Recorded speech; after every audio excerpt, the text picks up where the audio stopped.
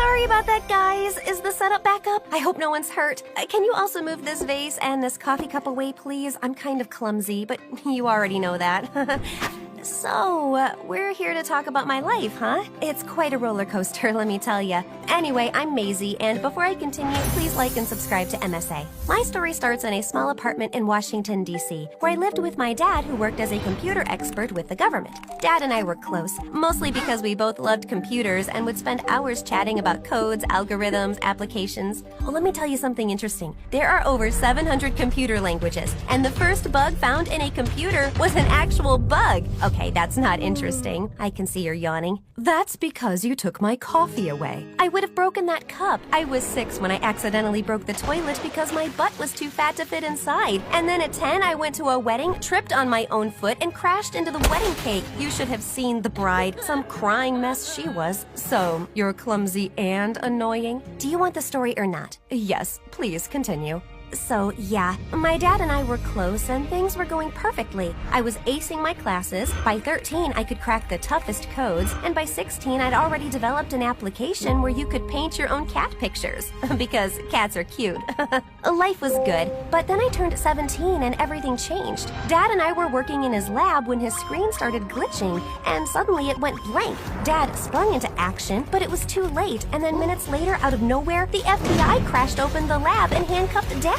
You're under arrest for leaking important government files. You have the right to remain silent, and whatever you say will be used against you in the court of law. No way! My dad is innocent! Tell them, Dad! Maisie, I'm sorry. Take care of yourself, and I promise you everything will be fine. The FBI dragged Dad away, and a week later his case went to trial. I used all our savings to hire the best lawyer for Dad, but it was useless. The evidence against him was stacking, and he was sentenced to 20 years in jail. Do you want a tissue? Yes, thank you. Oh, sorry. I just get really overwhelmed. It was a tough time. Anyway, the day Dad went to jail, I couldn't sleep a wink. And the next morning, news of his arrest spread like wildfire. My friends turned their back on me, and everywhere I went, people whispered all kinds of things about Dad that made my blood boil. I was losing my mind.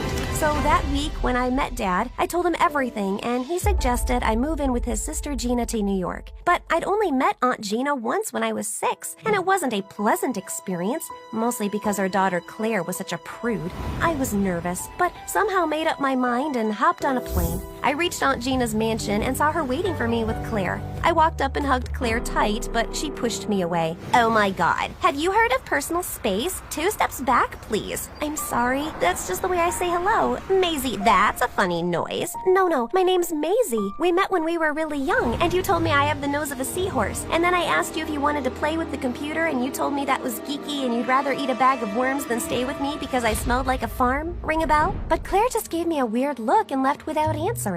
The next morning was no good either. Aunt Gina and Claire were sinfully boring people, and they hardly spoke, so I decided to start a conversation. Such beautiful weather. I can already smell the winter in the air. Perfect time for some hot chocolate and sandwiches, right? It's the weather to curl up and die. The leaves have ruined the garden, and I feel like throwing up at the thought of wearing 10 layers so I wouldn't freeze to death. Oh God, I'm having flashbacks. Oh, sweetums, do you want a handshake? It will make you feel better. Yes, thank you. See what I mean?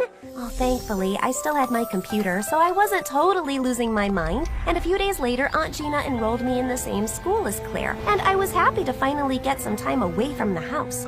On my first day, I was in the cafeteria figuring out what to eat when I saw the last piece of pie. I reached out for it, but someone else did too. And for a moment, I forgot how to breathe. Standing in front of me was the most gorgeous guy. Wow, we're in a fix.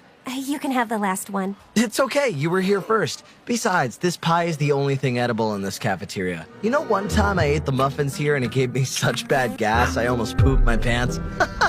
Okay, that's not a very funny thing to say. I have a weird sense of humor. So do I. I'm Maisie. Noah, pleasure meeting you. Noah and I sat down on one of the tables and ended up having a great time. He told me he was a year senior and had only recently moved to New York.